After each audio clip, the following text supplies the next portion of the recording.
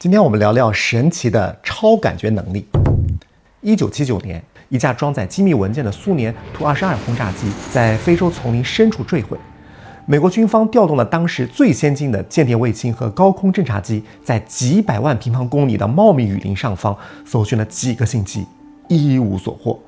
走投无路的中情局找来了一名名叫罗斯玛丽·史密斯的普通女性，递给她一张再普通不过的非洲大陆地图。几天之后，美国特种部队根据罗斯玛丽在地图上随手画下了一个坐标圈，精准地找到了飞机的残骸，而且没有雷达，没有卫星。今天我们不聊玄幻传说，我们只看看冷战的档案和顶级的医学记录，聊聊那些潜藏在我们身体里面的本能——超感觉能力。人类对这个世界最大的误解之一就是过于相信自己的五官。我们认为感受只能来自于我们的眼耳鼻舌这些器官，事实真的这样吗？1991年，美国著名心脏病与神经学家迈克尔·萨博姆医生在他的临床研究当中记录了一份神奇的病例。这个病例的主人叫做潘雷洛兹，一名普通的美国女性。潘患有一种危险的脑动脉瘤，位置呢在脑干附近，常规手术根本没有办法去做。那主刀医生就决定采用一种在当时非常激进的医疗手段，叫做深低温停循环手术。这个手术非常危险，医生将潘的体温人工降低到了15摄氏度，随后他体内的血液被完全抽干，没有了血液的流动，他的心脏停止了跳动。为了监控脑部状态，医生在他的头上贴满了脑电图电极，屏幕上显示为一条直线，代表大脑完全没有激活。为了防止手术室的任何外部声音刺激到可能残存的神经，医生用特制的耳塞堵住了潘的耳朵，并且在耳机当中持续播放高达100分贝的白噪音，这个音量相当于站在电锯旁边的声响。同时，他的双眼被用医用胶带封死，涂上厚厚的眼膏，阻挡光线。那么按理说脑电波死寂，血液抽干，眼睛封死，耳朵被噪音填满，潘不可能看得见听得见了吧？手术成功了。几天之后，潘在重病房当中苏醒，他向萨博姆医生描述了自己在这场手术当中的经历。接下来的对话让见惯了生死的医生惊掉了下巴。潘说：“我当时感觉自己飘在手术室的天花板上，低头看着自己。”他精准地描述了主刀医生用来锯开头骨的那把骨锯。他说这把锯子看起来根本不像普通的医用电锯，而像是一把可以更换刀片的电动牙刷。旁边呢还放着一个类似工具箱的凹槽。事后查证，那是一把名为麦达斯雷克斯的罕见的气动骨锯。普通人根本不可能知道它特殊的形状，甚至连许多外科医生都没有见过。这还没有结束，潘接着就复述了手术过程当中两位医生的聊天。他听到一位女医生就抱怨患者的血管太小，随后另一位主刀医生就回答：“那就换另外一侧的血管来看看呗。”这段真实的临床记录说明，我们的身体当中用来接受宇宙信息的天线不在眼睛，也不在耳朵，五官仅仅是我们的大脑处理低维、三维世界信息的一种外射。当这些外射被摧毁或者强行屏蔽的时候，我们人体深处那套底层的不依赖器官的感知系统，反而挣脱肉身的束缚，全面的接管了对外界的感知。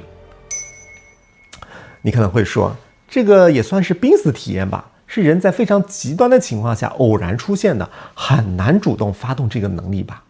别急，接下来的这一份冷战绝密档案说明人类可以主动的使用超感觉能力。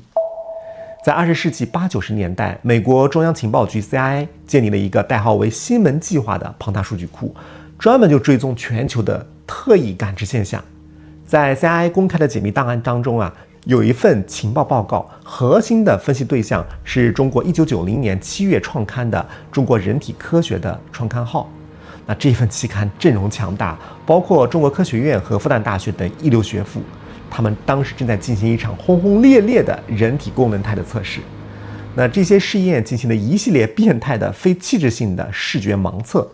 研究人员就找来了一些经过特殊训练的受试者，为了彻底杜绝你们偷看的可能，实验条件非常苛刻。他们把写着汉字或者画着特定符号图案的这些纸条揉成紧实的小纸团，然后把纸团再装进完全不透光的密封双层暗盒当中。受试者的眼睛看不见，按理说你不可能知道字条上面写的是什么。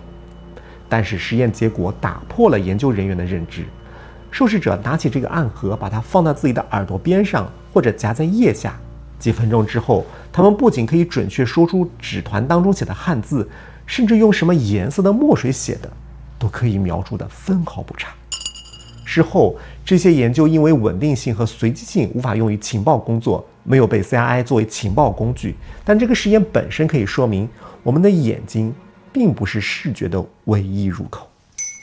中情局的情报分析官在报告当中写了这样一段评估，他们意识到人类的皮肤、特定的穴位，甚至身体的每一个细胞，在特定的功能状态下，可以转化为读取外部信息的感知端。我们每天依赖这双眼睛，却不知道眼睛提供给我们的，只是一层为了方便生存而经过我们大脑严重压缩和过滤的幻觉。当你过于相信五官的时候，其实是被五官困在了原地。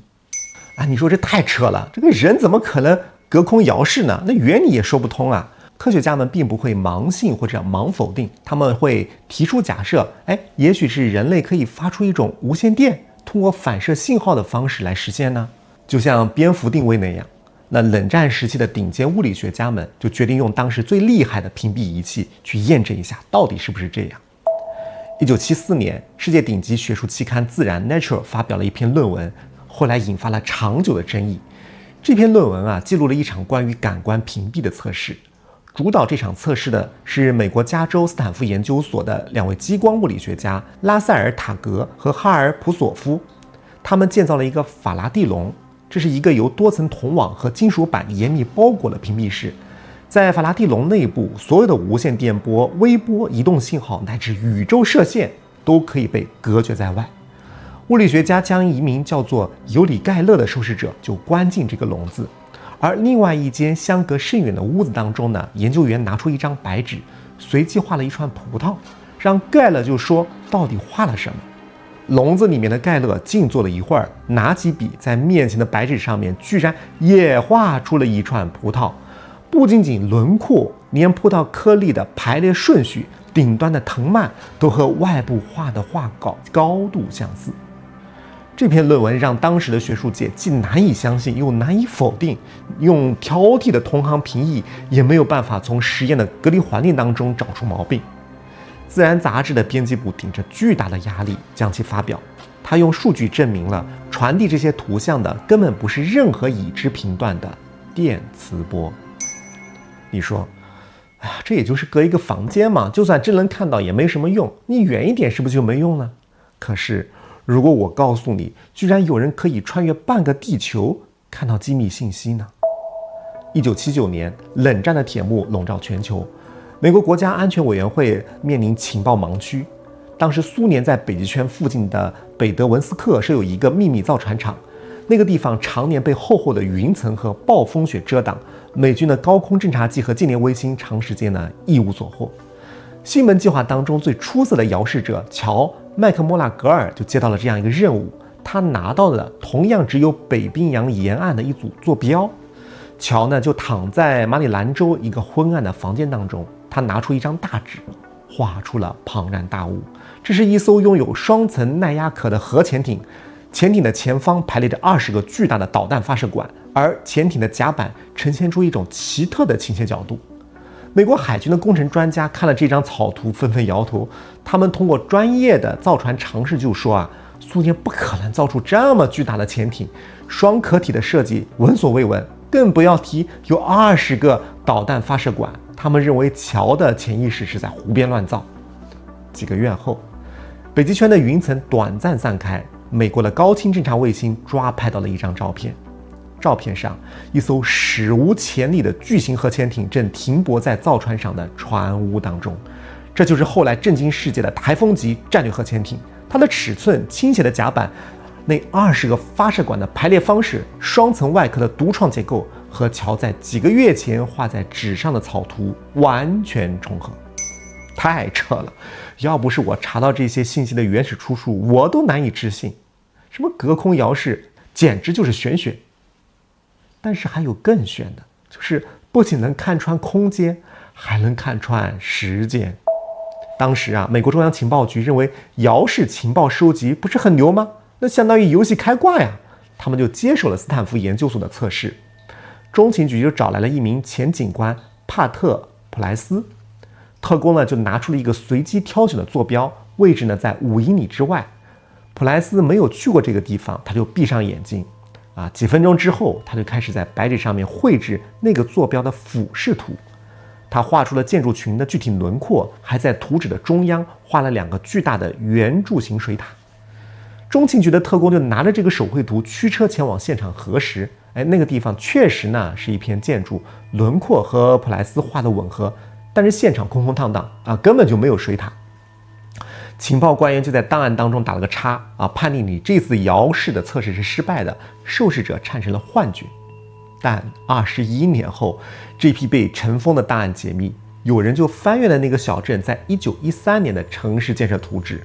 这个泛黄的图纸上清晰地显示，在普莱斯当年画出水塔的那个位置，曾经伫立着2座高耸的巨型水塔，它们只是在普莱斯进行测试的几十年前被拆除了。普莱斯的潜意识不仅跨越了空间，甚至还跨越了时间，他读到了那个地方的全息的历史信息，太不可思议了。你可能会说，这是不是特异功能啊？只有极少数人才有这个能力吧？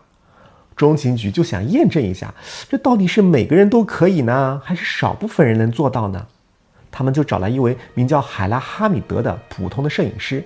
她是一个普通的平民女性。中情局选择她，就是想验证一下这个能力到底是不是特异功能，还是你们每个人都具备的。特工呢就递给她一个纸条，上面呢有一串经纬度的数字，请海拉感受画面。海拉呢就看了这串数字，闭上眼睛，他向特工描述脑海中浮现的画面。他说呀，我看到一个巨大的深埋在地下的混凝土圆柱体这个圆柱体周围布满了粗大的金属管道和复杂的线路，而且那个地方没有光线，深不见底。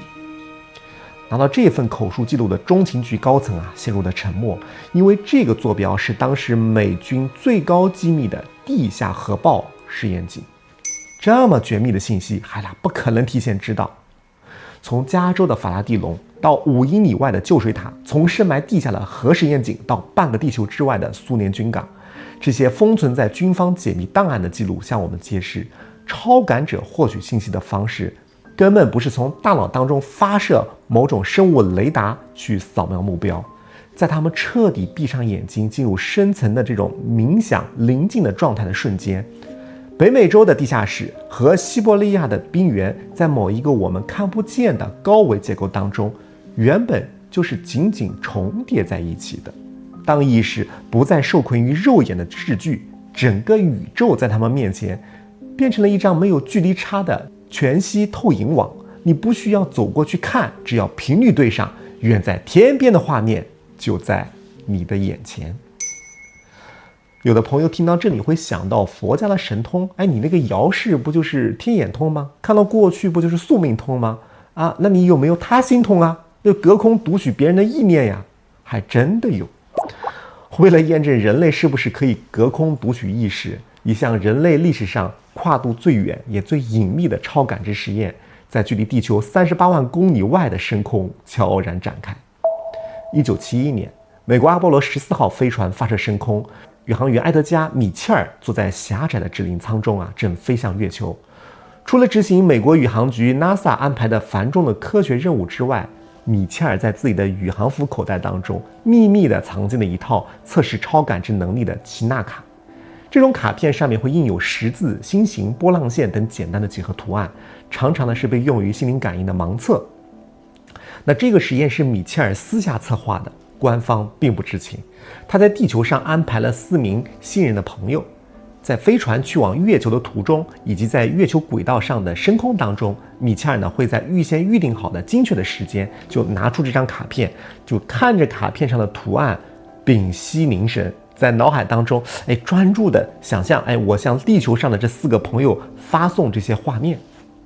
地球和月球之间隔着38万公里的真空，而且地球外围还包裹着狂暴的范艾伦辐射带和强大的地磁场。如果人类的意念真的是一种脑电波，它在穿透这层厚厚的电磁防御网的时候，也会被瞬间湮灭。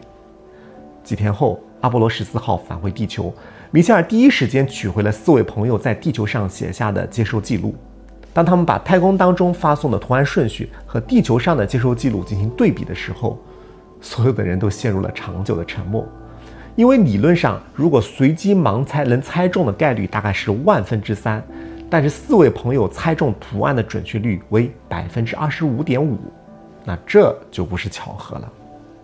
你说这是不是神通啊？科学家们不这么想。西方现代科学苦苦寻找了几十年，直到物理学界对真空的认知被彻底颠覆，才终于为超感知找到了一种可能的解释。在古典物理学的观念当中如果我们把一个空间的空气抽干，把所有的电子和电磁波全部的屏蔽，那么这个地方就会变成一种绝对的虚无。但是在前沿的量子力学当中，根本就不存在绝对的虚无。物理学家们就发现，就算在绝对零度排除了所有物质的真空当中，依然存在着一片沸腾的、蕴含着无限能量的汪洋大海，这就被称为量子真空零电场，简称 VPF。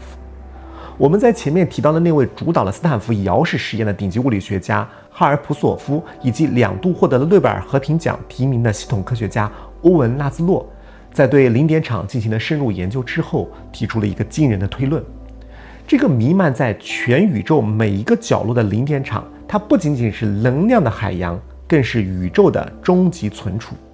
拉兹洛就提出宇宙当中每一个原子的运动，每一次化学反应，乃至人类大脑当中一次微弱的神经突触的闪烁，都会在零点场当中留下永久的量子涟漪。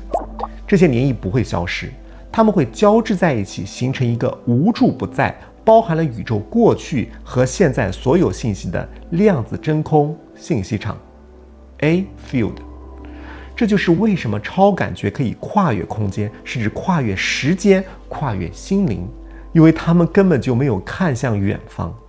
西伯利亚的核潜艇、地下深处的实验井，乃至于几十年前的这些被拆掉的水塔，它们的信息涟漪早就已经通过零点能场弥漫在遥视者此时此刻坐着的那个房间当中。在这个理论框架当中，人类的大脑和神经系统是一根精密的零点场共振天线。当我们闭上眼睛，切断五官对三维现实的抓取，让大脑彻底静下来的时候，我们的神经系统就会开始与周围的零点场发生同频共振。宇宙本身就是一个无处不在的云端数据库。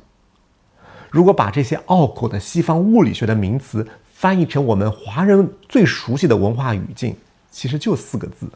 同气相求。黄帝内经当中讲天人相应，道家说万物一马，古人早就知道这个宇宙的底层是一张全息的信息网。这个宇宙的信息就像是满屋子挂满了这种大大小小的编钟，你的身体就是其中一个小小的钟。当你彻底安静下来的时候，当远处的那个编钟被敲响，你这颗小钟自己也会跟着发生微弱的震动。在这一刻，你就短暂地接入了那个本来就包含一切的宇宙信息场。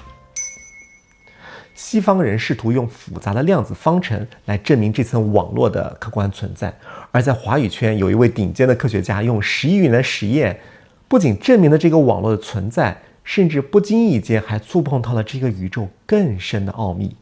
他就是美国斯坦福大学电机工程学博士、前台湾大学校长李嗣涔。从上世纪90年代末开始，李嗣涔教授在台大的实验室当中展开了长达11年的手指识字的双盲实验。这个是华语世界当中极少数由顶尖大学校长亲自挂帅、严格遵循现代科学防伪标准的研究。那实验的对象呢，多为一些经过训练或者天生就具有超感能力的儿童。研究人员将写有汉字或者英文的这些字母的纸条折叠的紧密，又揉成一个小纸团放到暗盒当中。孩子们呢就闭着眼睛，紧紧用手指去捏住纸团。那几分钟之后，他们脑海当中会浮现出纸条上的字迹、颜色、笔画，甚至可以达到分毫不差。那在这个阶段呢，仅仅说是对前面说的这种非器质性视觉的又一次复现，直到有一天，一个很偶然的测试颠覆了整个实验室的认知。在成千上万次的随机文字测试当中啊，一位研究员就突发奇想，在纸条上就写下了一些神圣的词汇，比方说佛、菩萨、耶稣，或者是藏传佛教的六字真言 Om Mani Padme Hum。按照以往的经验，孩子们摸到苹果，脑海当中会浮现出苹果；摸到红色的山，会看到红色的山。但是，当这些装有神圣智慧的这些纸条放到孩子们的手里的时候，震撼的一幕发生了。受试的儿童描述，脑海当中忽然会爆发出刺眼的亮光，有的孩子甚至吓得缩回了手，描绘说自己我看到一尊发光的人影在对自己微笑。当摸到耶稣的时候，孩子的脑海当中会浮现出一个散发着柔和光芒的巨大的十字架，而摸到六字真言的时候，孩子耳边甚至能够听到了诵经声。为了排除偶然性，李自成教授团队进行了反复的方位测试。比方说，他们把这个佛字故意少写一笔，或者多加一点，变成一个错别字。结果呢，当错别字交给孩子手里的时候，意象就消失了。孩子们脑海当中看到了，又变回了普通的墨水笔画。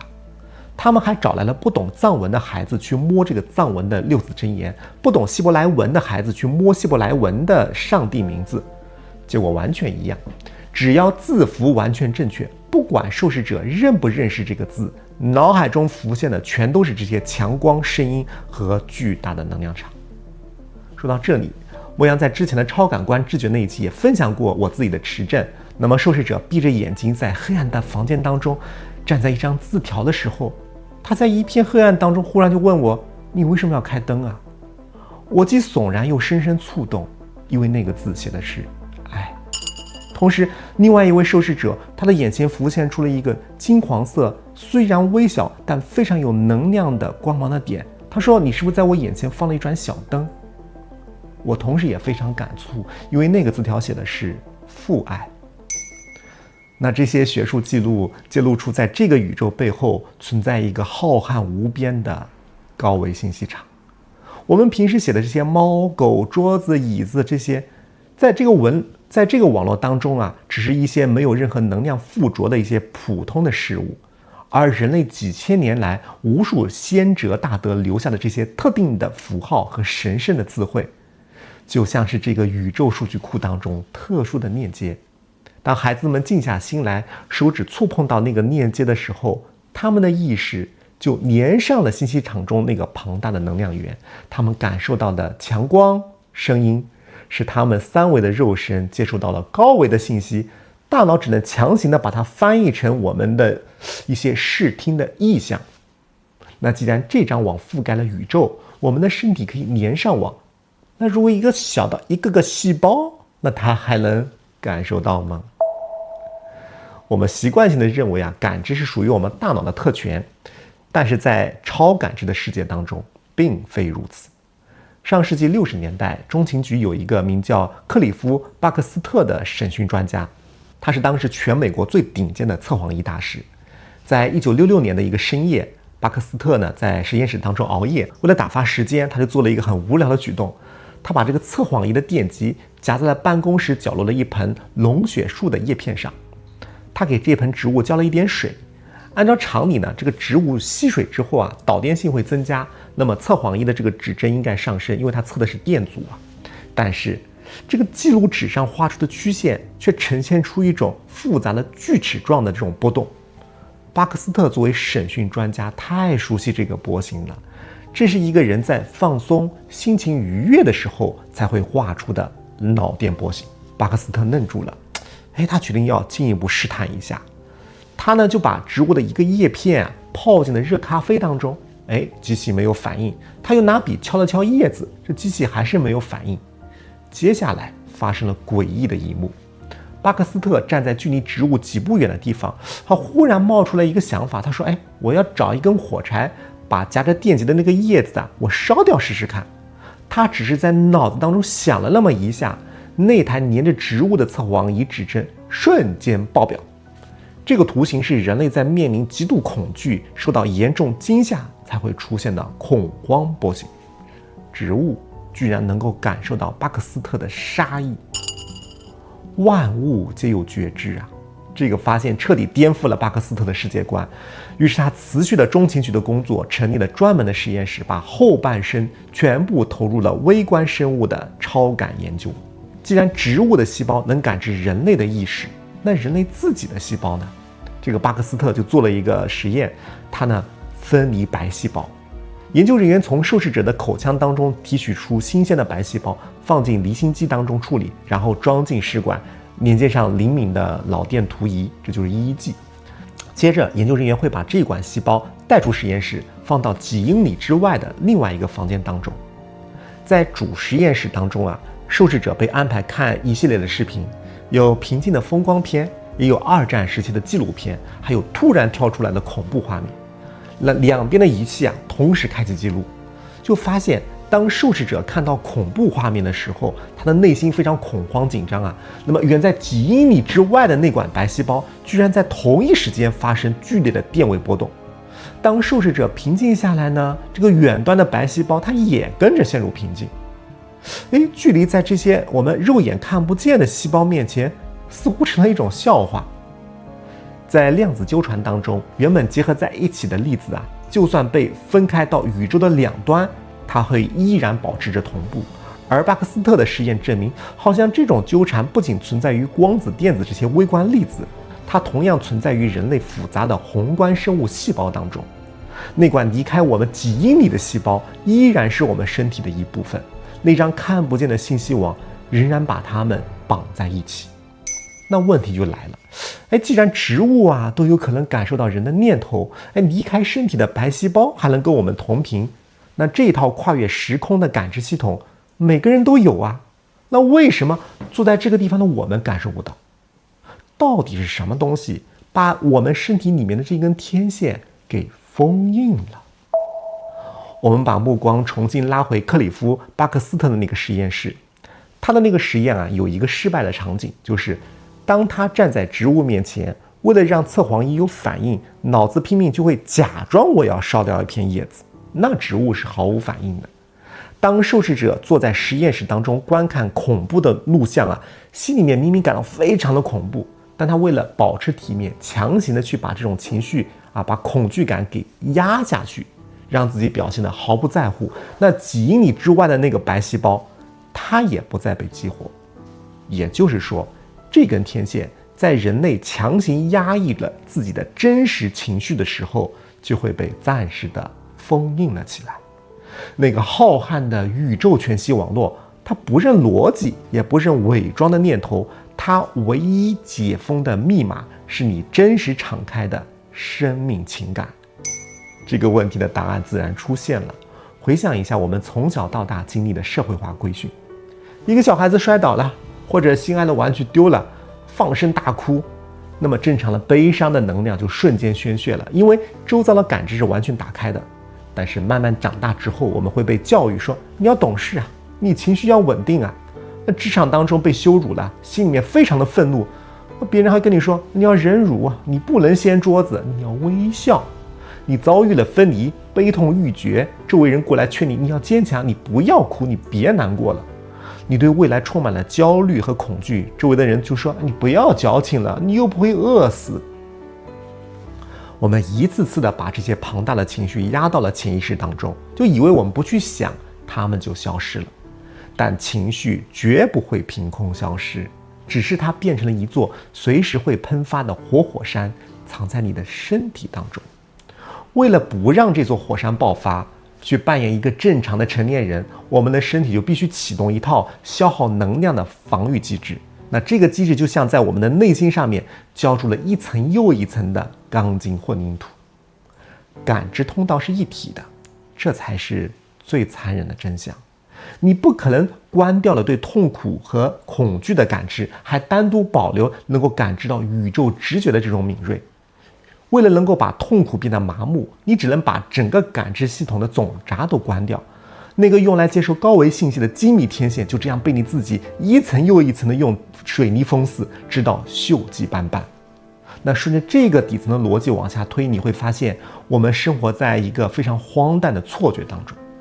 我们总觉得是因为现代社会的信息量太大啊，因为手机短视频占据了我们很多的精力，才导致我们的心静不下来，失去了这种知觉。但完全弄反了，信息过载不是原因，是我们主动找来的麻醉剂。当夜深人静，独自面对自己的时候，那层压抑着内心的混凝土就会出现裂缝，你多年来不敢面对的一些委屈、恐惧、愤怒、怨恨，都会顺着这个裂缝它往上涌啊。但你根本就不敢面对，因为害怕听到内心深处真实的那些哭声。所以你必须马上拿出手机，疯狂的滑屏幕，让那些几秒一个的这种强刺激的画面来填满我们的大脑。你必须让脑子当中塞满明天的工作呀，用这些外部的噪音来镇压内心的火山。我们在信息垃圾当中沉迷，是因为我们选择逃避来维持身体的麻木。一个为了压抑痛苦而麻木的系统，怎么可能听得到38万公里外的频率，又怎么可能感受到几英里外细胞的悲鸣？超感觉能力从来就不是一种特异功能，它是我们生命最本源的底色。你说我想重新唤醒身体的超感觉能力，可以做到吗？当然可以，只要你愿意。某一天，当你累了，放下手机，不加评判的去面对自己真实的痛苦、恐惧。当你不去压抑，任由这些情绪像水一样流过我们的身体，那层厚厚的水泥自然就会瓦解，天线上的这些锈迹斑斑就会片片剥落，你自然会感觉到之前那些看不见、听不见的信息慢慢涌入到我的心田。超感知啊，并非刻意练习获得的能力，它是感受通透的结果。回想一下，上一次你没有顾忌的大哭一场，或者凭借直觉躲过一劫，是什么时候？如果你也在某一个瞬间感觉到自己和这个世界那层看不见的联系，把你的经历留在评论区吧，也许那正是你觉醒的一刻。也欢迎你分享给那个封印了情绪也封印了感觉的朋友，给他一个重新唤醒自己的可能性。也感谢你的订阅和点赞。这里是牧羊奇谈，用理性破译命运，用灵性抵达自在。我们下期再见。